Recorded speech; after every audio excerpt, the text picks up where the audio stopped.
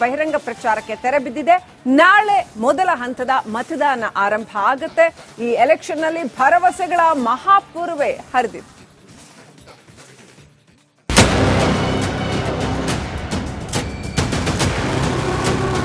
Battle for Bihar 2025ರ Bihar ವಿಧಾನಸಭಾ ಚುನಾವಣೆ ಹಿಂದೆಂದಿಗಿಂತಲೂ ಕೂಡ ಈ ಬಾರಿ ಹೆಚ್ಚು ಕಾವನ್ನ ಪಡೆದುಕೊಂಡಿದೆ.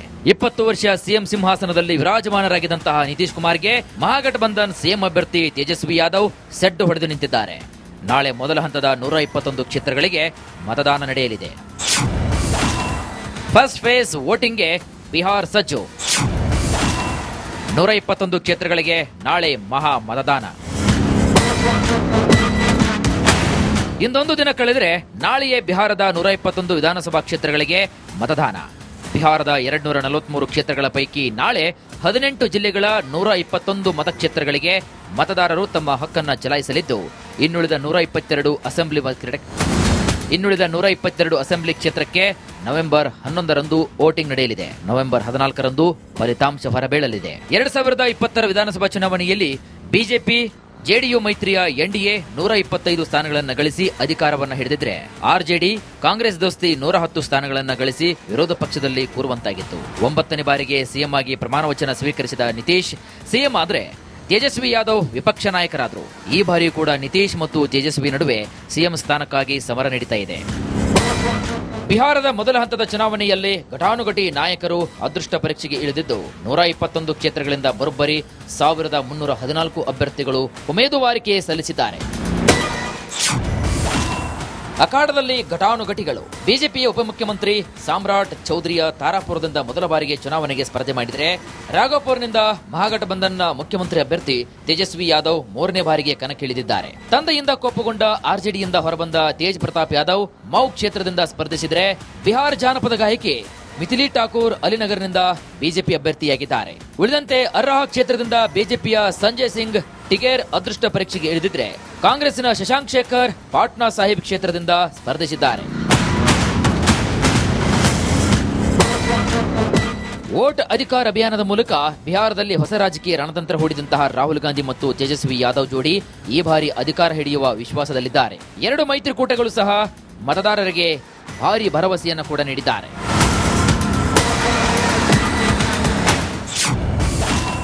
ತೇಜಸ್ವಿ ಪ್ರಾಣ್ ಪತ್ರ.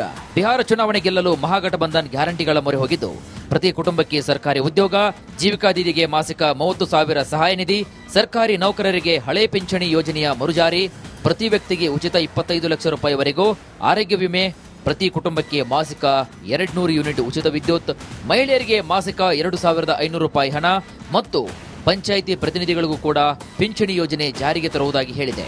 ಮಹಾಗಠಬಂಧನ್ನ ಪ್ರಣಾಳಿಕೆಗೆ ಎನ್ಡಿಎ ಮೈತ್ರಿಕೂಟ ಸಹ ಸೆಡ್ಡು ಹೊಡೆದಿದ್ದು, ಮ್ಯಾನಿಫೆಸ್ಟೋ ಮೂಲಕ ಟಕ್ಕರ್ ನೀಡಿದೆ.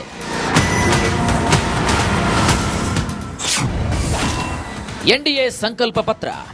5 ವರ್ಷದಲ್ಲಿ 1 ಕೋಟಿ ಉದ್ಯೋಗವನ್ನ ಸೃಷ್ಟಿ, ಕಿಸಾನ್ ಸಮ್ಮಾನ್ ನಿಧಿಯ ಹಣ 6 ರಿಂದ 9,000ಕ್ಕೆ ಏರಿಕೆ, ಎಸ್ಸಿ ಎಸ್ಟಿ ವಿದ್ಯಾರ್ಥಿಗಳಿಗೆ ಮಾಸಿಕ 2,000, ಗಿಗ್ ಕೆಲಸಗಾರರಿಗೆ 4 ಲಕ್ಷ ರೂಪಾಯಿ ಜೀವ ವಿಮೆ, ಪ್ರತಿ ಕುಟುಂಬಕ್ಕೆ 125 ಯೂನಿಟ್ ಉಚಿತ ವಿದ್ಯುತ್, 1 ಕೋಟಿ ಮಹಿಳೆಯರಿಗೆ 10,000 ಸಹಾಯಧನ ಸೇರಿದಂತೆ 4 ನಗರಗಳಲ್ಲಿ ಮೆಟ್ರೋ, ವಿಮಾನ ನಿಲ್ದಾಣ ಆರಂಭಿಸುವುದಾಗಿ ಹೇಳಿದ್ದಾರೆ.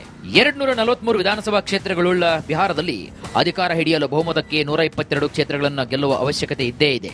ಮೊದಲ ಹಂತದ ಮತದಾನ ನಡೆಯುವ ಕ್ಷೇತ್ರಗಳಲ್ಲಿ ನಿನ್ನೆ ಸಂಜೆ ಬಹಿರಂಗ ಪ್ರಚಾರಕ್ಕೆ ತೆರೆ ಬಿದ್ದಿದ್ದು, ಇದೀಗ ಮನೆ ಮನೆ ಮತ ಪ್ರಚಾರದ ರಣತಂತ್ರ ನಡೀತಾ ಇದೆ.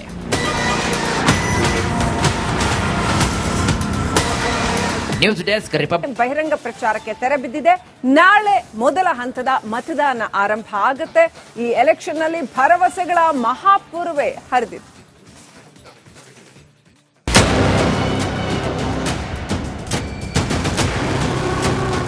ಬ್ಯಾಟಲ್ ಫಾರ್ ಬಿಹಾರ್ 2025ರ ಬಿಹಾರ ವಿಧಾನಸಭಾ ಚುನಾವಣೆ ಹಿಂದೆಂದಿಗಿಂತಲೂ ಕೂಡ ಈ ಬಾರಿ ಹೆಚ್ಚು ಕಾವನ್ನ ಪಡೆದುಕೊಂಡಿದೆ.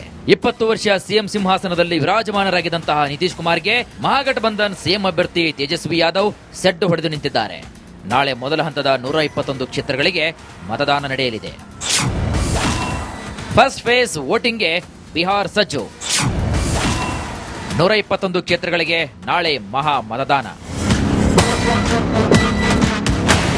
ಇಂದೊಂದು ದಿನ ಕಳೆದರೆ ನಾಳೆಯೇ ಬಿಹಾರದ 121 ವಿಧಾನಸಭಾ ಕ್ಷೇತ್ರಗಳಿಗೆ ಮತದಾನ. ಬಿಹಾರದ 243 ಕ್ಷೇತ್ರಗಳ ಪೈಕಿ ನಾಳೆ 18 ಜಿಲ್ಲೆಗಳ 121 ಮತಕ್ಷೇತ್ರಗಳಿಗೆ ಮತದಾರರು ತಮ್ಮ ಹಕ್ಕನ್ನು ಚಲಾಯಿಸಲಿದ್ದು, ಇನ್ನುಳಿದ 122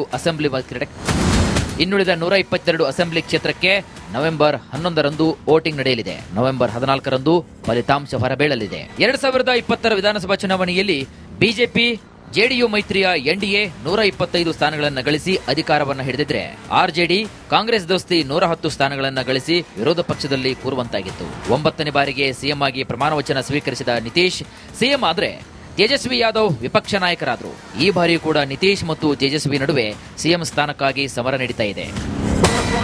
ಬಿಹಾರದ ಮೊದಲ ಹಂತದ ಚುನಾವಣೆಯಲ್ಲಿ ಘಟಾನುಘಟಿ ನಾಯಕರು ಅದೃಷ್ಟ ಪರೀಕ್ಷೆಗೆ ಇಳಿದಿದ್ದು, 121 ಕ್ಷೇತ್ರಗಳಿಂದ ಬರೋಬ್ಬರಿ 1314 ಅಭ್ಯರ್ಥಿಗಳು ಉಮೇದುವಾರಿಕೆ ಸಲ್ಲಿಸಿದ್ದಾರೆ.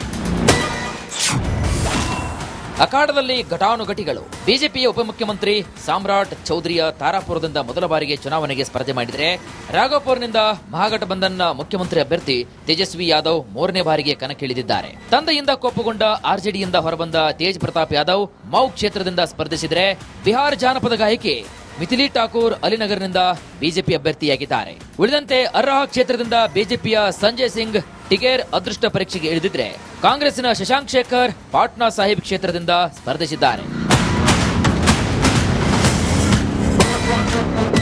ವೋಟ್ ಅಧಿಕಾರ ಅಭಿಯಾನದ ಮೂಲಕ ಬಿಹಾರದಲ್ಲಿ ಹೊಸ ರಾಜಕೀಯ ರಣತಂತ್ರ ಹೂಡಿದಂತಹ ರಾಹುಲ್ ಗಾಂಧಿ ಮತ್ತು ತೇಜಸ್ವಿ ಯಾದವ್ ಜೋಡಿ ಈ ಬಾರಿ ಅಧಿಕಾರ ಹಿಡಿಯುವ ವಿಶ್ವಾಸದಲ್ಲಿದ್ದಾರೆ. 2 ಮೈತ್ರಿಕೂಟಗಳು ಸಹ ಮತದಾರರಿಗೆ ಭಾರಿ ಭರವಸೆಯನ್ನು ಕೂಡ ನೀಡಿದ್ದಾರೆ.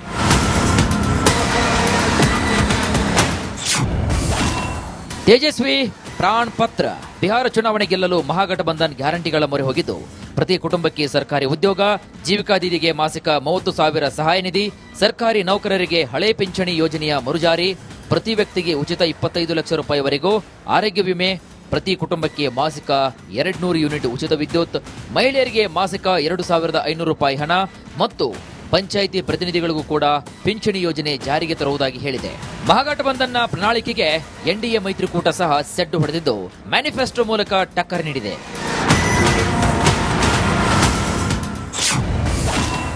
ಎನ್ಡಿಎ ಸಂಕಲ್ಪ ಪತ್ರ. 5 ವರ್ಷದಲ್ಲಿ 1 ಕೋಟಿ ಉದ್ಯೋಗವನ್ನ ಸೃಷ್ಟಿ, ಕಿಸಾನ್ ಸಮ್ಮಾನ್ ನಿಧಿಯ ಹಣ 6 ರಿಂದ 9 ಸಾವಿರಕ್ಕೆ ಏರಿಕೆ, ಎಸ್ಸಿ ಎಸ್ಟಿ ವಿದ್ಯಾರ್ಥಿಗಳಿಗೆ ಮಾಸಿಕ 2,000, ಗಿಗ್ ಕೆಲಸಗಾರರಿಗೆ 4 ಲಕ್ಷ ರೂಪಾಯಿ ಜೀವ ವಿಮೆ, ಪ್ರತಿ ಕುಟುಂಬಕ್ಕೆ 125 ಯೂನಿಟ್ ಉಚಿತ ವಿದ್ಯುತ್, 1 ಕೋಟಿ ಮಹಿಳೆಯರಿಗೆ 10,000 ಸಹಾಯಧನ ಸೇರಿದಂತೆ 4 ನಗರಗಳಲ್ಲಿ ಮೆಟ್ರೋ, ವಿಮಾನ ನಿಲ್ದಾಣ ಆರಂಭಿಸುವುದಾಗಿ ಹೇಳಿದ್ದಾರೆ. 243 ವಿಧಾನಸಭಾ ಕ್ಷೇತ್ರಗಳುಳ್ಳ ಬಿಹಾರದಲ್ಲಿ ಅಧಿಕಾರ ಹಿಡಿಯಲು ಬಹುಮತಕ್ಕೆ 122 ಕ್ಷೇತ್ರಗಳನ್ನು ಗೆಲ್ಲುವ ಅವಶ್ಯಕತೆ ಇದ್ದೇ ಇದೆ.